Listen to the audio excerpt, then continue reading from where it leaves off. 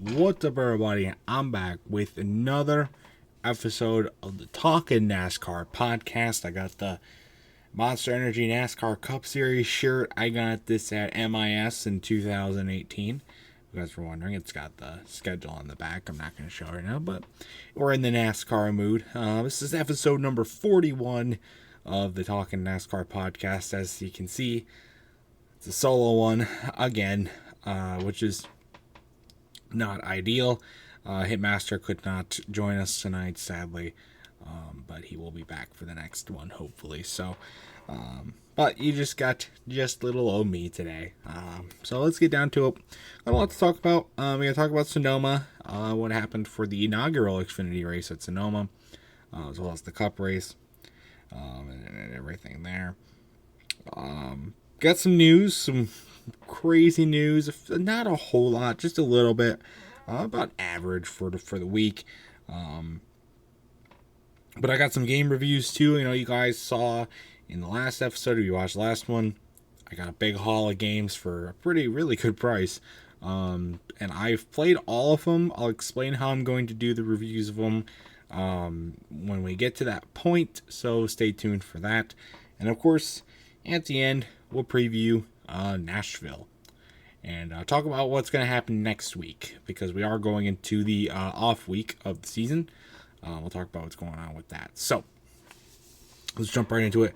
First off, with Sonoma, I'll start with the Xfinity Series. Now, this is going to be a pretty short recap because I didn't get to watch any of the I didn't really get to watch any of the racing this weekend. As far as I didn't get to watch any of the Xfinity race. I did watch the finish on replay after it already had happened. And for the Cup race, I only got to watch like the first 8 or so laps before I had to go somewhere. And I didn't get to watch the rest of it. So that sucks. You know, I didn't get to watch a lot of it. It'll be nice to have Hitmaster here to give a little bit of an alternative perspective. But what are you going to do? I think it's he probably didn't watch them anyway, so it didn't matter. But as far as I read from the inaugural Xfinity race at Sonoma, which I think is cool. I'm kind of surprised that they haven't gone to Sonoma earlier than this, because of the fact that it really opens up the opportunity for more double duty action, since they used to race all the way on the other side of the country this weekend when NASCAR was in Sonoma for the Cup race. It's kind of crazy that they didn't do that already, but they did it now, and it was apparently a pretty big success. It was very Cup guy dominated, with the first 4 spots all being Cup guys finishing spots. But Eric Almirola pulled off a stunning upset, really beating Kyle Larson, who has established himself as one of the road course ringers of the time. I guess you can't call him a road course ringer because he runs full time, but he's been really good at the road course races this year. So, and he got the win, pulling up. Almirola got a shocking win to get the win. And that was that. Again, didn't watch any of it, so I really don't have anything else to say, other than it seemed like it was a very overall success, and I do expect them to continue to do Xfinity go to Sonoma when the Cup goes, so good thing there. And then we go to the Cup race. Again, I got to watch about the first 8 laps or so of the race, but that wasn't really much of the race, though it's a good amount for how large of a track it is. Denny Hamlin seemed like he was going to run away with the race. Started on pole. He won the first stage, and everything was seemingly going well for him. But he had mechanical problems. Actually, crash damage, mechanical issues late in the race. He ended up finishing dead last, which is a huge blow for him. Which opened up the door for another Joe Gibbs driver to take over and win the race, that being Martin Truex Jr., picking up his second win of 2023. And overall, this seemed as a very big redeeming week for Joe Gibbs. They had such a treacherous weekend at Sonoma last year, and they rebounded with a really good weekend this year. Even with Hamlin's problems, they still were able to get the win. Chase Elliott had a top 5. That's pretty good. Chris Buescher had 4th. That's pretty good for him as for a road course. Michael McDowell also with the top 10. That's not bad. Kevin Harvick 11th in his final Sonoma start. Top 15s for Ricky Stenhouse and Ryan Preece. That's really good as well. Some drivers that did not have a great day. Defending winner Daniel Suarez finished 22nd. And of course, Eric Almirola, who won the Xfinity race, ended up finishing 28th. Ryan Blaney, 31st. Eric Jones, 32nd. Tyler Reddick, 33rd. And of course, Denny Hamlin, the only guy to not finish the race in dead last. So, there you go. But what this more so signifies, this race, outside of, just the Joe Gibbs redemption, road course win for Martin Truex Jr., it's the last race of the season for Fox. Hallelujah. Hallelujah. Fox is no more for 2023. So we can take a look back on kind of their run this year, if you want to call it that. Where do we even begin? It was a horrendous run. And I think I've talked about this before, but I'll say it again. I think it's mostly that they have a very heavy emphasis on going for a rotating third guy. They got Mike Joy, Big W, Clint Boyer, a fat L, and then a third guy, usually a driver, a crew chief, or whatnot, like older, retired guy. They want to have them in the booth to rotate and get some different perspectives, and also for something for fans to look forward to every week. Bobby Labonte got to be in there. Tony Stewart was the most recurring person there. Danica Patrick as well. Rusty Wallace was on there too. And I think that's a cool idea, but I think the broadcast booth suffered the most because of the having multiple drivers. Because I think it's cool to have a driver's perspective. But you got Mike Joy, who's the long-standing broadcast guy. I think Larry Mack needs to be in the booth permanently. He was, there as a side guy, or maybe as one of the main 3 for a while. And then, of course, you have Clint Boyer as the driver. Can we please, Fox, when you're reconsidering your lineup for 2024, can we please get rid of Clint Boyer? Please, please, please, please, please, please get rid of Clint Boyer. He is not good, to say the least. Horrid broadcaster. What? Get down.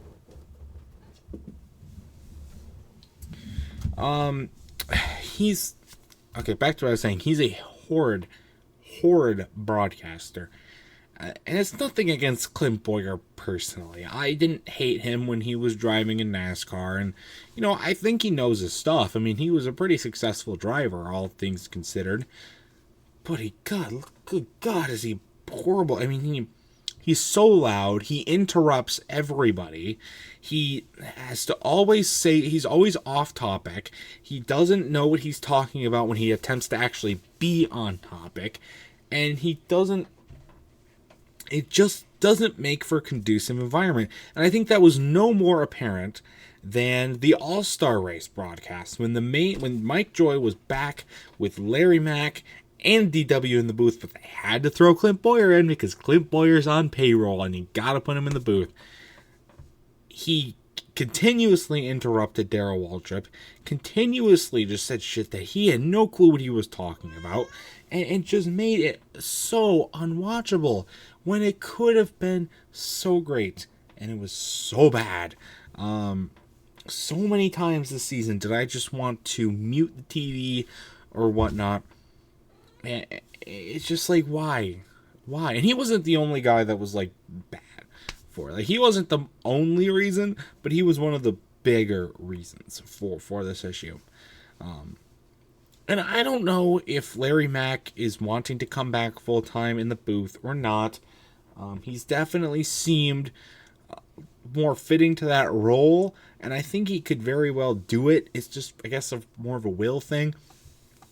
Personally, my three for 2024, what I would say to put in the broadcast booth would be Mike Joy, Larry Mack, and Tony Stewart.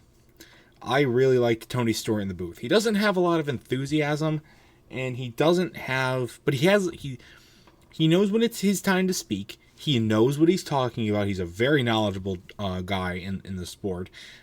He knows how to, and he's a great commentator. Right? He was a very good contrast to the big old hot mess that Clint Boyer was most weeks. But I think, you get like Larry Mack, who has mostly the same energy as Clint Boyer, but with more know-how and a little more professionalism. I think it could work out really well. Now, will that happen? Probably not. I mean, Clint Boyer is a huge piece of the Fox broadcasting crew, so chances are he will return in 2024. He's part of the Fox Bet Super 6 thing, and that's always a very big success, and so I expect that to stay the same. It's just more what I want, and I don't want him back in the booth in 2024, though we probably will get to see it, though. Only time will tell. Just a little bit of recommendations, Fox, because I used to really like the broadcast, and back when DW was commentating, I was never the biggest fan of him, but I really wish he was here now, because could use him. He's much better than Clint Boyer. Good God. Anyway, where was I going? Anyways, to wrap up the Fox part of the season, it was bad. The broadcasting was awful. You got to get your shit together, big time. And then for like the racing, the first Sonoma as a weekend, however, I thought it was. I mean, looking at it on Looker, it looked pretty good. Of course, Sonoma, no stage cautions, and a lot of people called that boring and whatnot. But I think it contributes to a better flow of the race, and it helps for better pit strategy and whatnot. And Mark Truex, I never mad when he gets the win, even if he drives for Joe Gibbs. So that was a good win for everybody all around. So good weekend, all things good for Sonoma. So we're gonna move on. Some other stuff. Let's see what other news we've got today. Okay, here's a big one right off the bat. So I read this on Instagram a few days ago. So the Jacksonville Jaguars in the NFL, you know who they are. Probably you know who they are if you're watching this podcast, which not many of you will, but who knows. They, there's been a lot of things going on with the Jaguars, how bad of an organization they've been, and, are they going to move out of Jacksonville? So doesn't seem like that's going to be the case. There's other teams that are in deeper shit than they are in both the NFL specifically and professional sports. So we can get into that. But anyways, their stadium is in need of renovation in Jacksonville, so they have to find a new place to play. The project, it'll be a 2-year project for a renovation where the Jags will need somewhere else to play. And I personally didn't know this was going on, because until I found out where they're trying to go. And that place is none other than the Daytona International Speedway.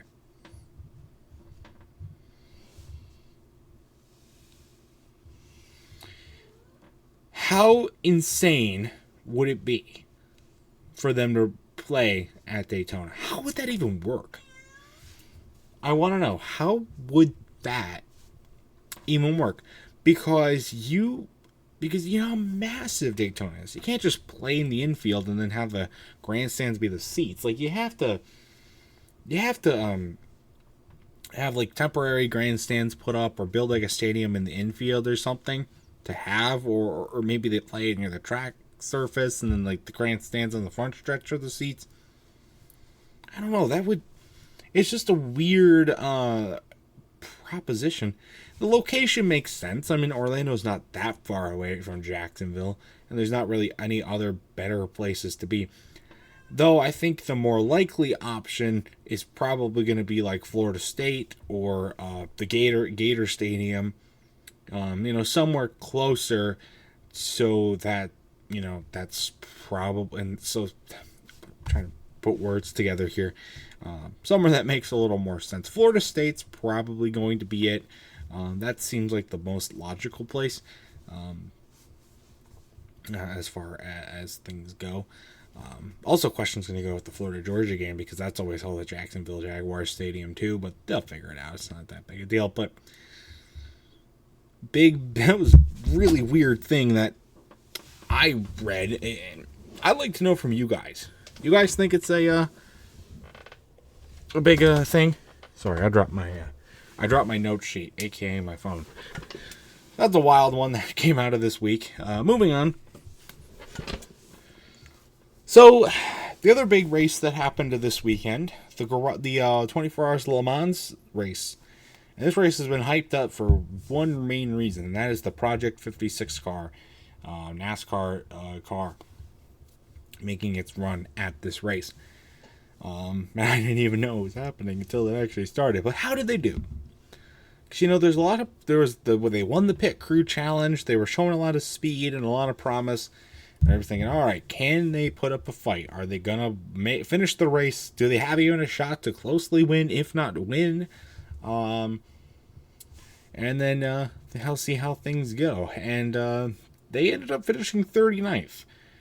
That was after they had a mechanical issue mid-race and lost a lot of time because of that. But they were able to get it fixed, go back out on the track, and finish the race, which I think is a huge accomplishment. Even though they did finish 39th, it's not the greatest finish in the world, but for a 24-hour long race, to be able to finish in your first go-around in this medium of motorsports, I think that's pretty good. And so that was cool to see, and I think it's a huge accomplishment. And it's definitely a big sign of that they can do it. And they might do more of this in the future. We might even see it at the 24 Hours of Daytona. We might see it at other races throughout the year. We might see some more full-time, more in-depth and competitive stuff going forward. I think that's 100% a possibility. And it definitely opens up a lot of new pathways, and that's really, really cool. So they got a really warm reception, and people were happy to see them there. A lot of drivers got a chance to run the car at many different points during the race. All good things. That's always a good thing to see. And I'm really glad it went well, because this is definitely a new gateway that's now open for NASCAR or NASCAR teams and drivers and whatnot. So it'll be interesting to see what comes from this. So, but good job on that one. We had a couple penalties. Well, actually just one penalty. But the 21 Xfinity team, that's Austin Hill's team, for RCR, they were penalized for a lug nut violation at Sonoma. Basically, they went in for post-race inspection, and the one of the lug nuts was not fully secured. The penalty for that, the crew chief was fined $5,000, which is probably just pocket change to them, though maybe not in the Xfinity Series, but they are for RCR, so I don't know, who knows. But that was it for penalties. That was pretty good. Some sponsorship changes, or new sponsorship things. Raze Energy. Raze. I don't know if you pronounce it Raze. It's R-A-Z-E. It's an energy drink company. They're going to sponsor Ty Dillon for 6 races. So that's pretty cool. The paint scheme is just wild. Ty Dillon has gotten a lot of good sponsorships and paint schemes. Probably gets his last name. Let's be real here, but that's pretty cool to see that happen, and it was good to wild paint schemes. So it's cool to see that on the track. The other sponsorship thing was Austin Dillon unveiled his paint scheme for the Atlanta race that's coming up in a few weeks.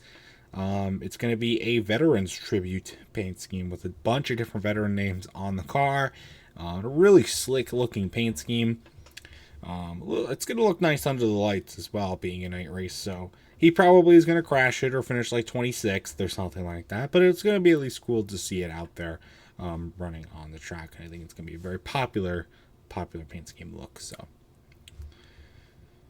A few other news things. Jimmy Johnson is confirmed that he will be racing a Toyota next year. This was one of the bigger things of the week. Now, Jimmy Johnson is, you guys know Jimmy Johnson does part-time for Legacy Motor Club, which he partially owns. And they made the announcement a while ago that they were switching from Chevy to Toyota starting in 2024. And Jimmy Johnson has only ever ran Chevys, way back to 2002 when he started at Hendrick, all the way up until now. Even when his foray into IndyCar, he ran Chevys with Chip Ganassi. So this is pretty big that he's going to be running a Toyota in 2024. And it's going to be interesting to see how that affects both the team's performance and his performance, if any. So it'll definitely be weird seeing him behind the wheel of a Toyota, but it won't be anything too out of the ordinary, I guess. I mean, I guess it's kind of like seeing Tony Stewart in a Toyota because he only ever ran Chevys outside of that 1 year in 2008 when he ran when Joe Gibbs switched to Toyota, and then Stewart dipped after that, started his own team, went back to Chevy. So it'll be interesting to see how that goes. A couple things came out just today. It's the time of recording this, the day before it goes up. But sorry, my nose is always itchy during these podcast episodes.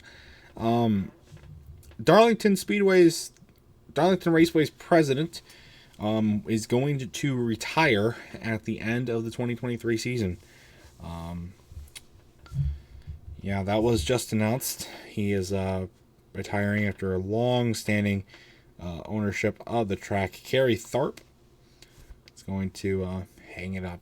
So, salutations, my friend. You did good. I think, at least, with the track. But also brings the question, who's going to take over? I'm always open for some callings if you want me to run your speedway. I'm a long-time NASCAR fan, and I know how to prove things. First off, we're making the throwback weekend going back to Labor Day. Second, we're going to make it all in every race, each race a night race. We're going to add more fun amenities around the track, and we're going to, I don't know, I'd have to do an on-site inspection first. So call me up. I will. We can get that worked out. So. Then the only other piece of news we had for this week, Connor Daly is going to be running the truck race at Mid-Ohio, coming over from the Xfinity Series, coming over from IndyCar to run Mid-Ohio. So that's pretty cool there. And let me find out what team he's going to drive for. So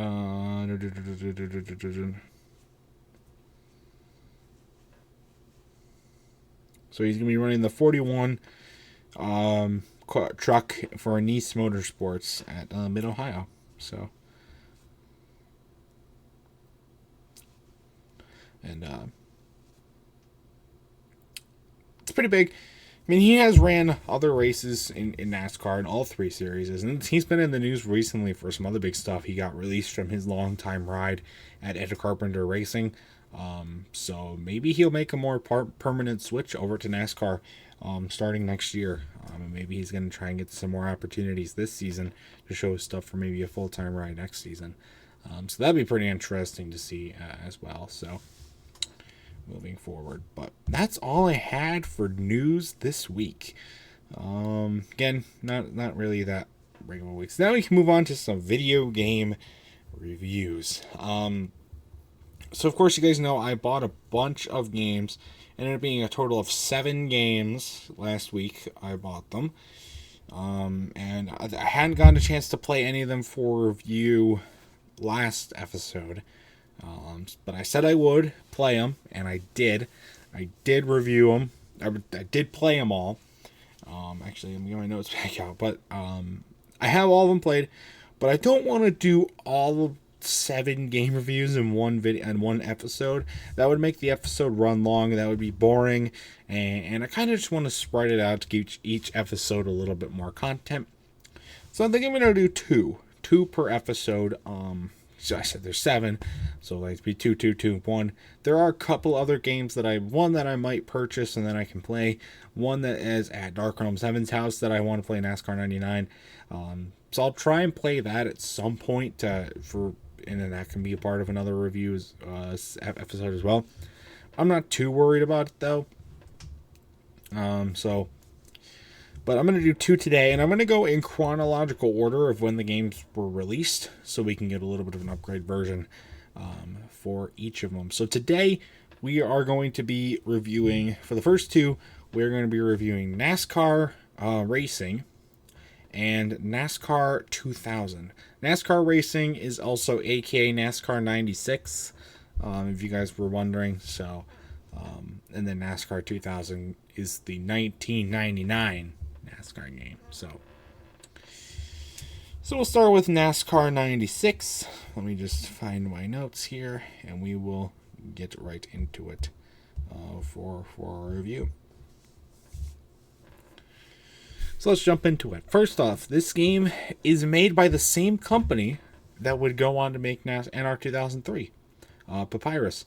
That is really cool. It gave me a little bit of high hopes for this game because of how well NR 2003 would be. Though I had to remind myself that this game came out before NR 2003. So there might have been some kinks in this game that they worked out for NR 2003. But it's cool that they had some roots in NASCAR gaming before NR 2003. And the yawns again. Here we go. The intro to this game is super long, but it is badass. Wow. I don't know what it was with these 1990s NASCAR games and like early 2000s even. They had the most awesome intros. I mean, it's like 2 minutes long. But man, that is incredible. The racing and the music and the environment it just gives. Really wants you to just get playing a game, go, bam, bam, bam, doing all that kind of stuff. Awesome stuff there.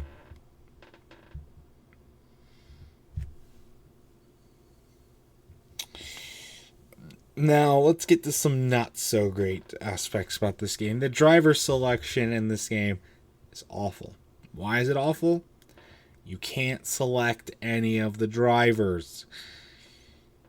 You get a custom car based on difficulty mode. There's 3 difficulty modes: easy, medium, hard. It's the same number, but different like look to it, different color, and I think sponsors even. But you can't race as any of the actual drivers that are in the game. And that is a fat L. I wish you could, because I would have played some actual drivers. I looked around. I did a lot of looking in the menus and pause screens and other stuff. I just could not find it. If you can race as other drivers, I'd like to know how in the comment section down below, so you can prove me wrong, because I'd like to be proved wrong. It's just weird. Why would they do that? I guess, back then, I mean, it wasn't even in earlier games. There wasn't many games before this NASCAR, but you could select the driver you wanted. Why can't you do that for this game? It just really seems weird to me why they did that.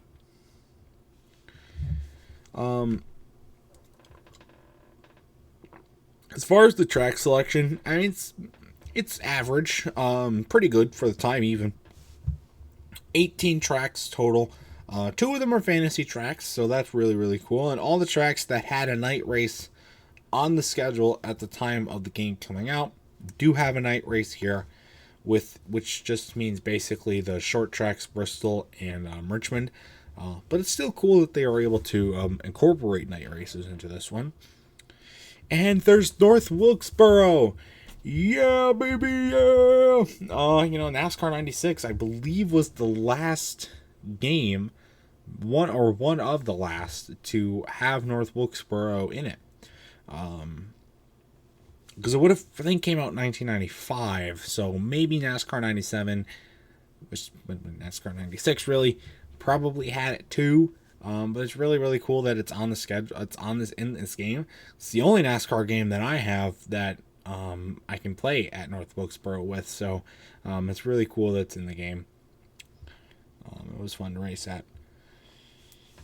There's only you get 20 opponents to race as. Plus, you get the pace car, you get featured.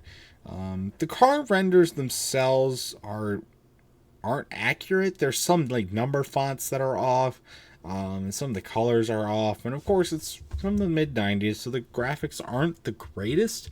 They're pretty good for what the time is. I mean, they did a good job with the game in that regard, but just some of the stuff looked a little off. Like the Rusty Wallace car was a little off, and a few others. You really have to know the paint scheme. Like it's not that bad. Like you can tell what it is and what it's supposed to be. And there might have been a dispute with like licensing or something, or like money issues that gone on with that, so they had to change it up a little bit. We see that a lot in other games with sponsors and whatnot. So it's not that big a deal. It's just something that I noticed for some of the drivers right off the bat.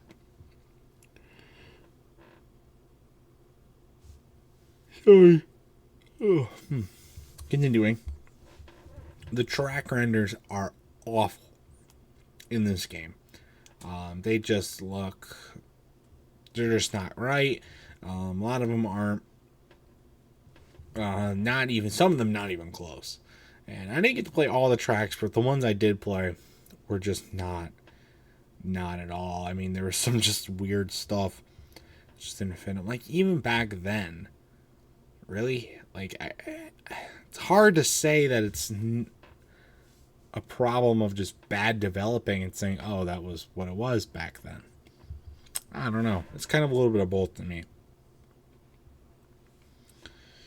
Another thing, you started the races like F1 style, which is weird. Like you're parked in a turn and then you gotta start from there. It's like a stop-start thing. Why? Like, is it really that hard to have a running start, even if it's like single file, or you start at full speed, or even just start double file like they did in the regular NASCAR, like in the actual NASCAR? Was it that hard? It feels like it would be harder to make your own instead of just working off of something else. I don't know. Like, why did you? It's not bad. Like, it doesn't really affect the gameplay at all once you get started, but it's just weird.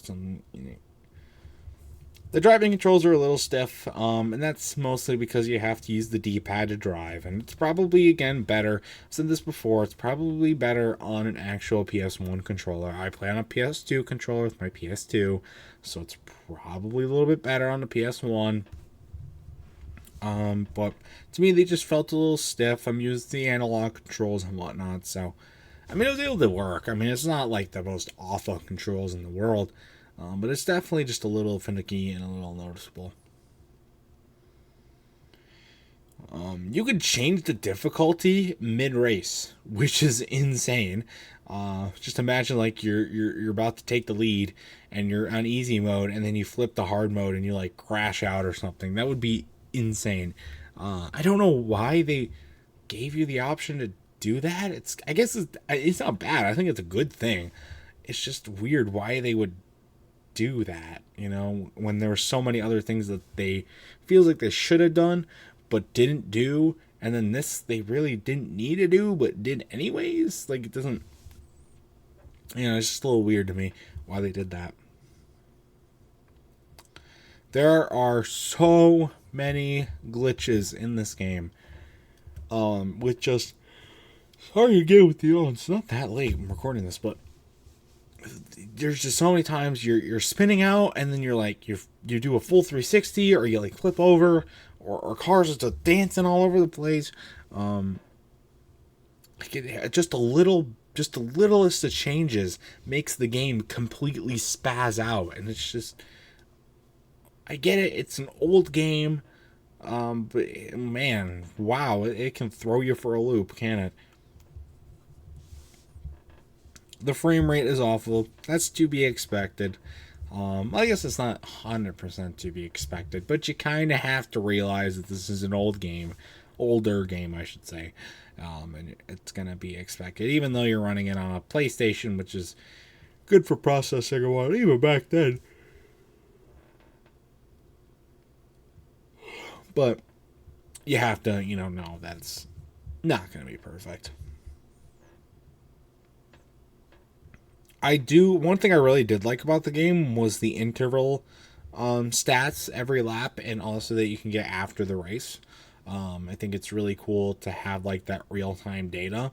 Even today, I think it's a cool addition that is not really been utilized in most modern NASCAR gaming. Even after this one, and now some that would still be considered old nowadays, but came out after this one. I think it'd be really cool if they did that. You could tell with the distance rendering and stuff, like how far behind you are, and like a map could help you with that too.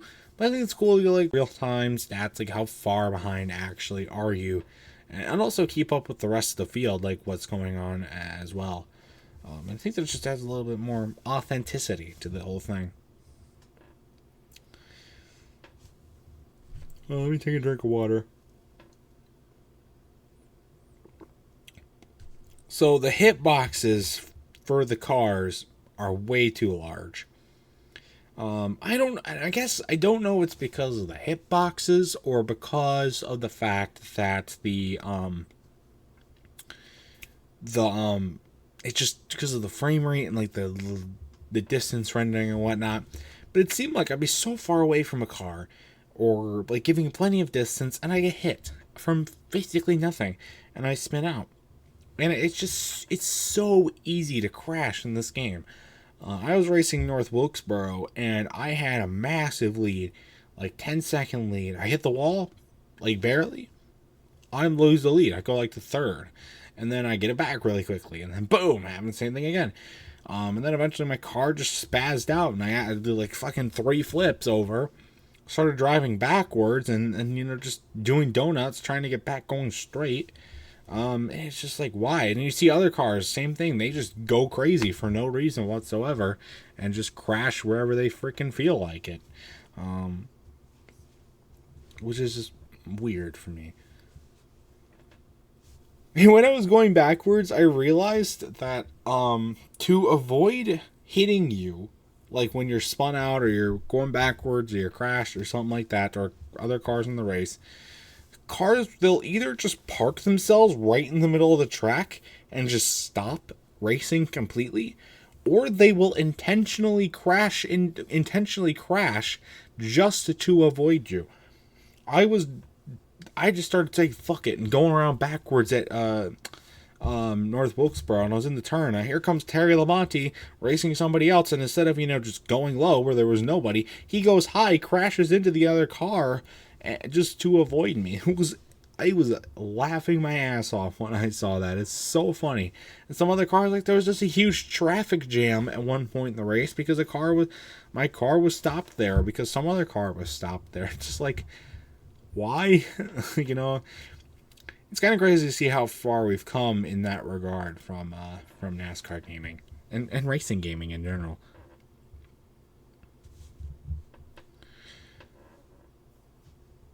Some things that like affect you once, that affect you one time will kill you the next. It's I don't know where I was going with this line, to be honest with you. I really don't. So we'll move on from that one. Only one race length for each track, and it's about 12-15% of the race length, I think it is, which is a little high. I would have liked to see a little bit.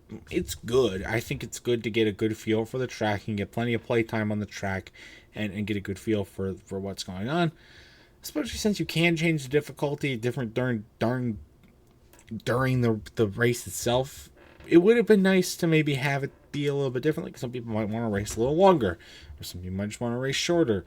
I really couldn't find a way to do it. Maybe there is. I've noticed. I'll talk about it in some of the other games as well that I review.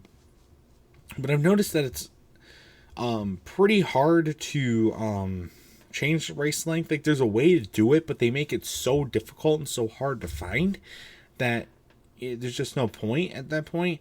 So maybe that's what it is for this game, but I didn't know. I don't know what that would be. So And then finally, another thing I really liked is the in-race music. I'm going to say this for a lot of the games, and I think that's a really cool addition to put in. It just helps, especially with this game, the noises are pretty minimal outside of the noises of the cars. So it can get a little bit monotone, and just, it's nice to have that music to help to add a little bit of extra pizzazz to the racing. So. And that's it for my notes for I call it NASCAR 96. It's really just called NASCAR Racing, but I call it NASCAR 96. So my final score, overall, first off, this isn't, for the time, it's not a bad game. It really did not age well, though. And even back then, I think there were some improvements that they could have made to the game that would have made it better. And, but you know what?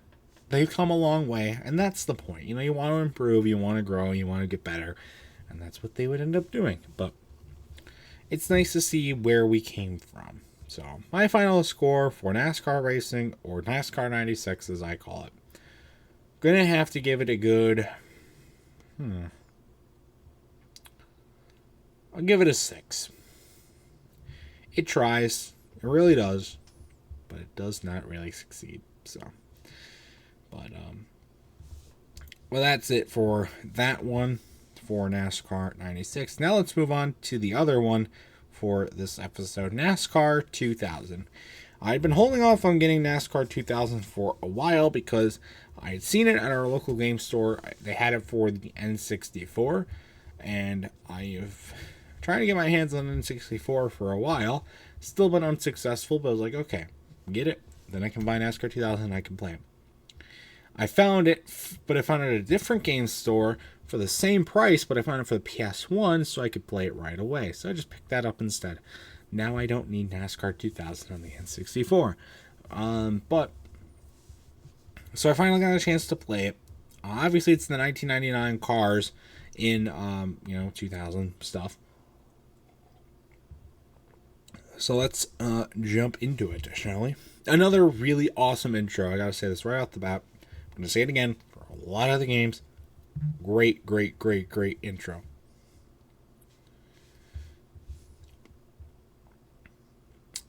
Another thing, when you do a quick race, who you race as, and where you race is random. I did learn through playing other games and playing, around this time, that this was something that was pretty normal. There were 2 different modes for quick race or race now. Those were 2 different things. Which is because that wasn't always the case before, and then they went back to what it should have been after. So wait, who complained and made it so that this was a thing? I'm like, okay, boom, quick race. All right, let's go look at the drivers and the tracks and see what we can race with. And then it just threw me into the start of the race. I'm like, what the fuck? What am I doing now? So I tried it again. Still did the same thing. And then I found out, there's a separate mode. Why do you need to have a separate mode? That just overcomplicates everything, in my opinion. Just have it be where, why would you want randomized? Why would you want to preset for you what you're going to do? It doesn't. I don't know. It just really was not great. I don't know, but Benny Parsons is in this game. He does not deserve to be in this game. His voice is awesome in this game, and really, for what it is, he does not deserve to be in here at all. So, I also noticed that if you go in the grass for too long, your car will just go apeshit and spin out for zero reason. I'll be going straight in the grass, and then it's going there for a couple of seconds. Whoop! Car whoops around. Your race is over. Goodbye. It just doesn't, why? I know the point is to say, stay on the track, run the race normally. Why are you going in the grass? But why? I get forced into the grass. Of course I have to stay there. This doesn't make any sense to me. The driver selection, though, in this game was a lot better than the last one.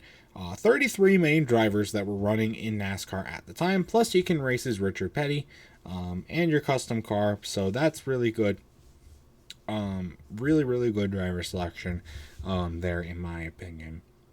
Plus the tracks, there were 18 regular tracks that in there, plus 5 fantasy tracks. That's I think a very good selection of tracks. As far as night racing options, the only one that has a night race option is Bristol. Even though when this game came out, Richmond had a night race option, Charlotte had a night race option, Daytona had a night race option, none of them had night races. None of them had a night race option in this game. That was a little disappointing, but what are you gonna do? Still pretty cool to have 5 fantasy tracks, though, to race from, I think. So another thing that I think was pretty stupid about this game is you have to have the damage like thing on. Like the game, you have to be able to take damage in order for there to be cautions. Why? I don't think I've ever seen it.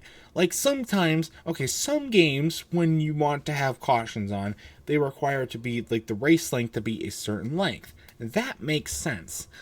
Because, what's the point of running 8 laps at Bristol and having cautions on? That makes no sense. You want to have it be a certain length for it to really, make a lot of sense. So I'm okay with that. But why do you have to have damage on to enable cautions? It doesn't really make a lot of sense as to why you do that. Maybe it's so that you can take advantage of pit strategy if you want to use your pit road to be able to fix the car, or maybe so that debris cautions can happen. I don't know. It just kind of seems like a pointless thing to put in there, but maybe not. I don't know. It's just so didn't want that. There's a whole separate options menu for 2-player mode, and then there's a whole one for 1-players as well. I guess back then multiplayer was still a pretty big thing, like new thing, so it makes sense as to why that would be. I don't know, it just doesn't. I didn't check it out because I didn't have a second person to play with, but I would have liked to maybe try that out. I assume it's not that much different. So I guess back then it makes sense for the times, I guess I should say. I do like the custom driver mode. I think it's always cool to have a custom car like creator and custom driver creator in the games. A lot of them do have it, and they're very cool to do, especially for like career modes or season modes or whatnot. They're pretty cool. This game's no exception with that, so I like that. There's a lot of stuff in this game just to look at and do. There's a lot of pages for different race modes. Not necessarily like full on what we get, in later games just a few years later or even today. But we do get a lot for even just look at for like stats and bios and all that kind of stuff that check out in the game. And I think that's cool to get more people involved in NASCAR, a little bit more hardcore than just playing the video games, to get some real life stats going on in there. I think that's a really good addition because it can keep you busy even if you don't just want to keep racing in quick race mode or do a season mode or whatnot. So I think that's cool. I thought the car and track renders are pretty good for the game at the time. I thought everything was, for what you would expect for a game made in the late 90s. So it's not anything too out of the ordinary. And then, of course, like I said in the last one, the in-game music is really, really cool. So, again, I'm going to say that for a lot of them. I said it for this one. So final thoughts on NASCAR 2000. This game's not horrible. It's not great, though. It was one of the more on the bottom ones that I've played in this that I played in this bunch. I guess maybe the thing with the quick race kind of threw me off, gave me kind of a bad rap for this game, but I don't know. I mean, it's just not, unless you find it for a really good price, which were like $5, I think mine was, or $4. That's a really good price for a video game, especially if you're a NASCAR fan. You're gonna like it a little bit more. But is it really worth it? I don't know. I guess not. But what will we do? So my final score for NASCAR 2000, probably have to give it a 5. It definitely still shows where we came, especially with multiplayer modes and alternative race modes and kind of experiments that they were kind of pulling at the time, and kind of see, oh yeah, that didn't work out, but maybe that did, and it got refined, all sorts of stuff. So, well, that's all good. That's the 2 I'm going to do for this episode. We will do 2 more game reviews in the next episode. So if you have played either of these games, NASCAR Racing or NASCAR 96 as it's called, and or NASCAR 2000, I'd like to know your thoughts about them in the comment section down below. So you can let me know how those were. So, but that's going to do it for all of the topics I really had for this episode. But we got one more before we go. And that's, of course, to preview Nashville, the Nashville Racing Weekend. So they're going to a night race, as always. They're going, for the first time ever, they're going to a true night race. We did see last year's ran at night partially because of weather.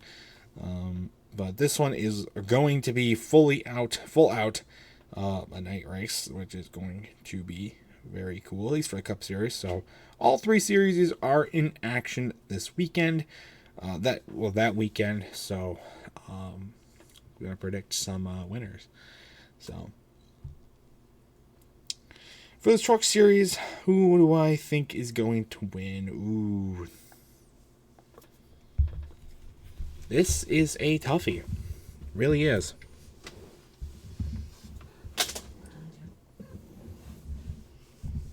This is going to be a toughie. I'm going to go with Carson Hocevar to win the truck Nashville race. That's going to be my pick. For the Xfinity Series, who am I going to pick to win? I don't want to pick a Cup guy, even though the Cup guys have been doing a lot in the Xfinity Series this year. I like to try and pick somebody who's a full-time Xfinity guy. So, but it's hard to pick since most of them usually barely run in the top 10 because of all the Cup guys. But I'm going to pick... I'll pick Sam Mayer. How about that? I'll pick him at the Junior Motorsports to get the win. So, and then we're on to the Cup race. So, Nashville Super Speedway. What are we going to expect? Well, we're going to see a lot of we're going to see, seen some pretty decent action from them over the years. Over the last couple years that they've actually been racing. It's not put on some pretty good. I think, though, having it as a night race is going to pay a lot of dividends because it's going to be late June in Nashville, Tennessee, which means one thing and one thing only: hot. But having it at night will mean cooler track conditions and probably better racing. And I think it's going to put on a pretty good product. I think the fan turnout's going to be great. And I think we're going to see a lot of fun out of all 3 series this weekend. It's going to be nice for the Xfinity and Cup because it is time for the return of NBC, and I could not be more excited for NBC to come back because it means no more Fox. No more Fox. It's going to be awesome. So, cannot wait for that. But who do I pick to win Nashville? I'm going to pick Kyle Larson to win. I think it's just, I feel like it's going to be his race to win. So that's going to be my pick. I want to pick Chase Elliott to go back-to-back at Nashville, but every time I pick him, he can't deliver. So I want him to deliver. So maybe just saying that, though, we'll have jinxed it. We'll have to find out. But, oh well. So, but anyways, that's everything I had for this episode. As far as next week, because they are on a off weekend for Father's Day, we are not doing an episode next week.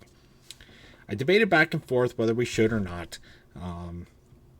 Ultimately came to the conclusion that I didn't really feel the need to do an episode next week with no race to recap and stuff. We're probably just be mostly filled with game reviews and stuff from this haul, and I don't want to do that, so gotta, just change that up. But I've talked to Hitmaster about it. He's okay with not doing an episode next week, so another video will be moved up into the place that would have been the podcast for next week, probably a game review of some sort.